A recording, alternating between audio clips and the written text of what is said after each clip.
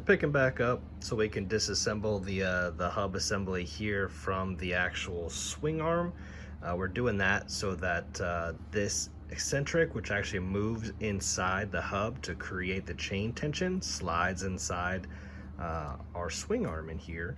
And that generally is going to need a little bit of attention and some cleaning. As we can see, it's kind of dirty. The thing doesn't have a ton of mileage on it. However, want to make sure, since we're here, let's go ahead and take it out and remove it, clean everything up, re-grease it, and go from there.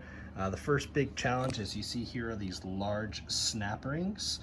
We've got two of them, both an inner and an outer, so we can take the bearings and the rest of the adapters off. Generally speaking, you would take snap rings off, right, with the snap ring pliers. These little ones here, like your standard one that you get, is not gonna cut it.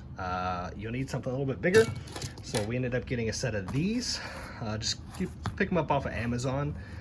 They work really well, and one of the cool things about this when they're threaded is that you're not holding that pressure.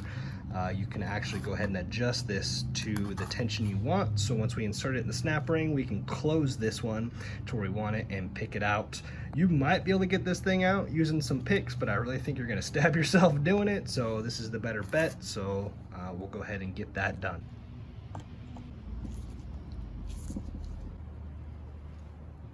All right, so we've got the inner snap ring removed. Just as a reminder, really double check when you install these. Generally, these two sides have a sharp side and a rounded side from when they're stamped in manufacturing, and you want to make sure that that sharp side goes the correct way and however the manufacturer has that set. So just double check that when you reinstall it. Let's go ahead and take out the outside. So as you see, this tool here has made this job a total breeze at taking both of these out. So go ahead and pick one of these snap ring pliers up if you plan on doing this rear hub assembly. Let's see how this thing comes apart and see what it looks like.